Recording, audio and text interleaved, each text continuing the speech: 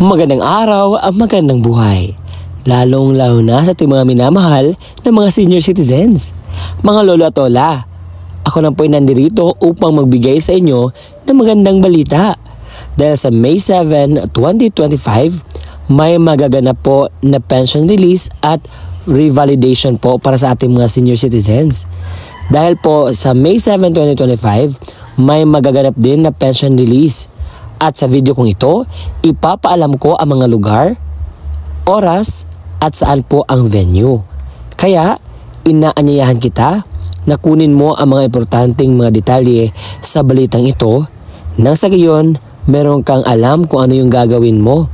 Dahil dito, ipapaalam ko din ang mga requirements at ano yung mga dalhin kung ang kukuha ay representative. Ibibigay ko lahat ng mga detalye na dapat ninyong makuha nang sa gayon kumpleto ang inyong mga makuhang recados dito sa aking vlog. Dahil ginagawa ko talaga ito dahil gusto kong malaman ng aking mga viewer. Attention sa lahat ng mga senior citizens. Social Pension Payout Schedule May 7, 2025. Alamin natin ang buong detalye sa balitang ito.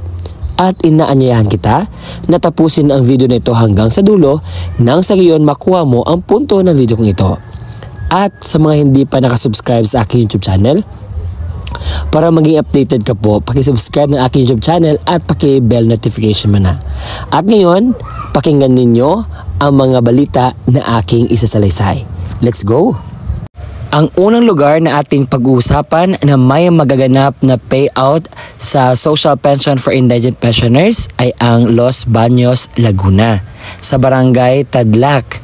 At ito po ang dapat ninyong malaman para sa inyong schedule bukas May 7, 2025.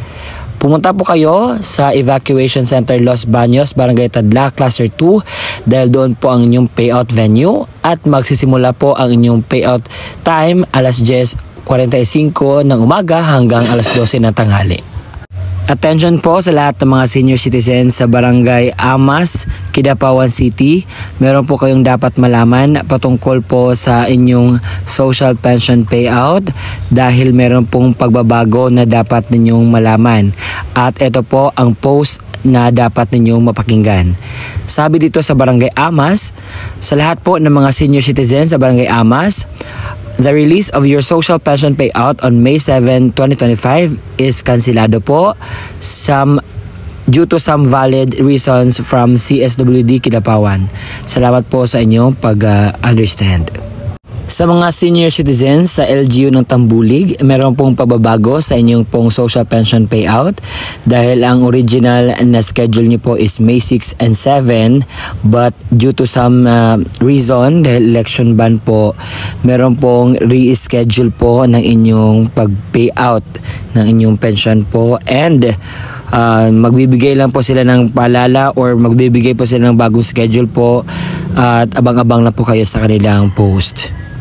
Sa mga senior citizens sa Barangay Hinapulan, meron po kayong magaganap na revalidations para po sa inyo sa May 7, 2025. Magsa-start po alas 8 ng umaga at pupunta lang po kayo sa Barangay Hinapulan Gymnasium para po ma-revalidate po ang inyong application sa Social Pension for Indigent Pensioners.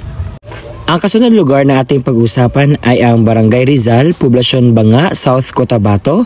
Meron pong magaganap po na changes patungkol po sa inyong social pension for indigent pensioners due to some reasons, for example yung election ban.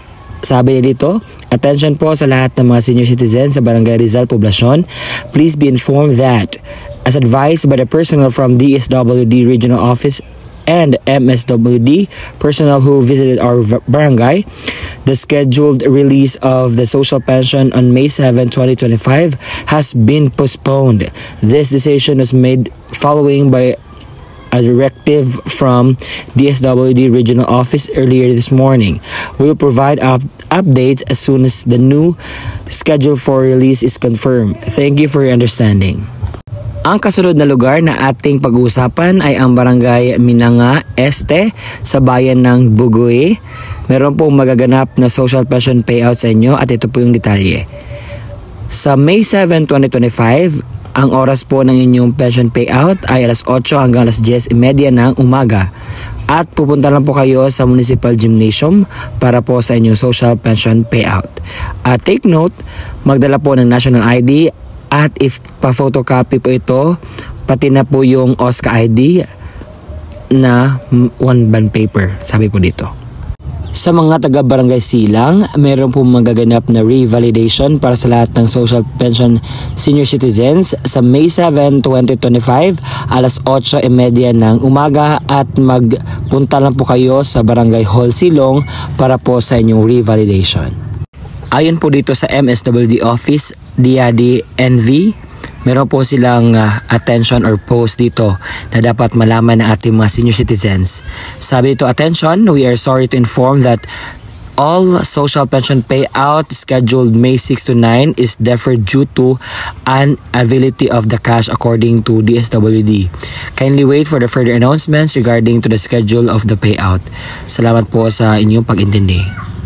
Ang kasunod na lugar nating pag-usapan ay ang President Roxas RT Lim, Zamboanga, Sibugay. May magaganap po na social pension payout at ito po ang mga detalye na dapat nyo malaman.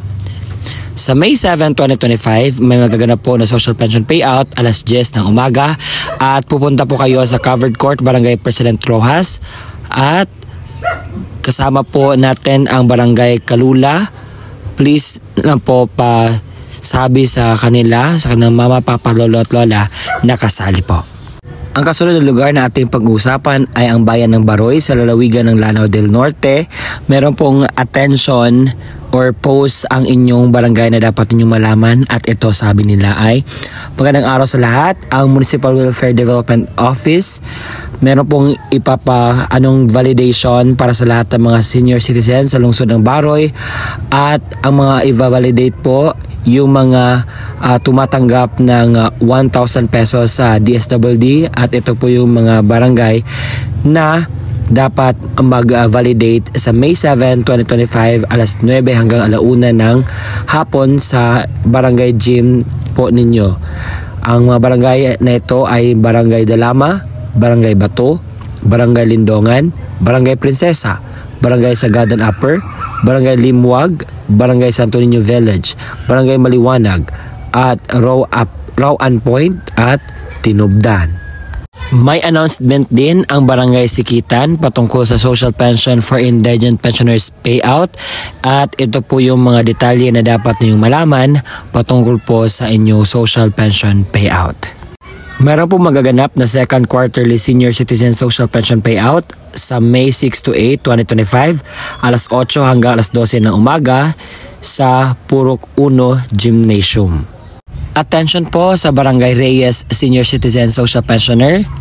Pinapaalahan ang lahat na hindi po matutuloy ang inyong pension release bukas May 7, 2025 at mag-aantay lang po sa further notice as per advised by the SC President Ma'am Angela N. Emperado na magbibigay po ng update patungkol dito.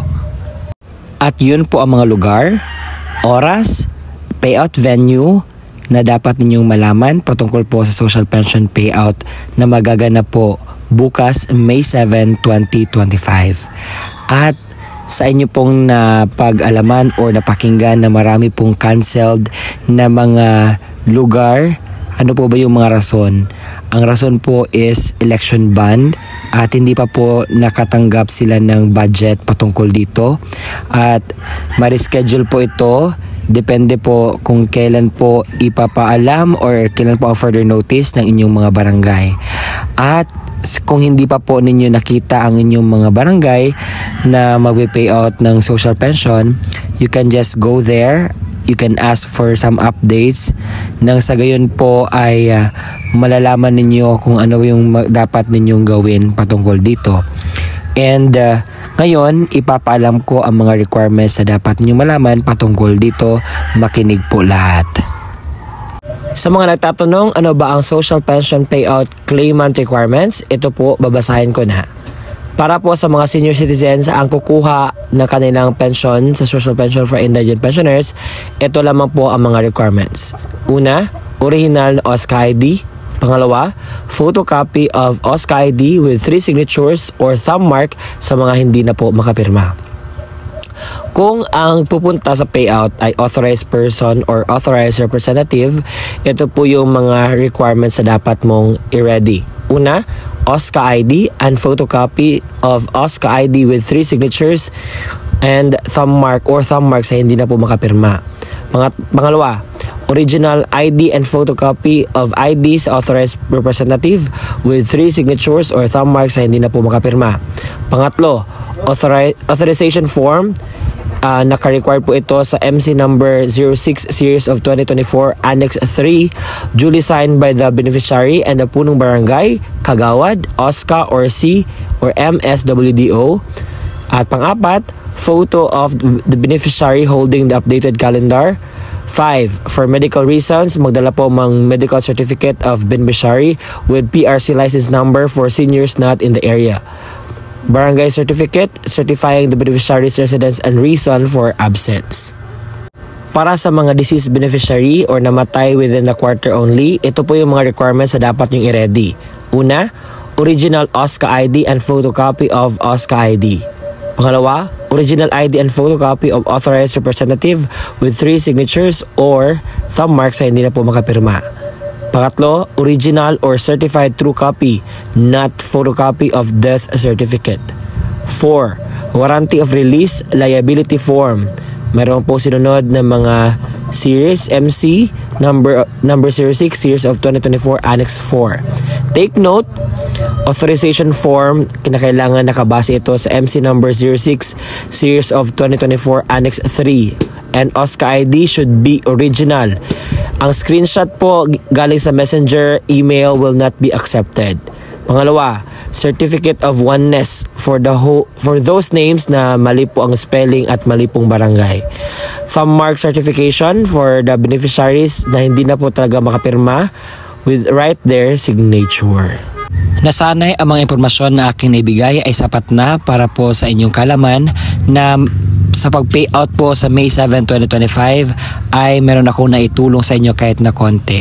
And congratulations po sa mga senior citizens na makakatanggap na kanilang pension bukas. At sa mga hindi pa po at nakakansela or na-reschedule, antayin na po natin ang further notice at hindi na po yan mawawala but ma-extend lamang po. And alam ko yung mga other senior citizens is need po nila ang ayuda or yung kanilang pension, but we have something na i-consider din yung election ban. And I'm very sorry for that. It's so sad to know na meron pong ganito na apektuhan din ang inyong pag-payout, but it is what it is.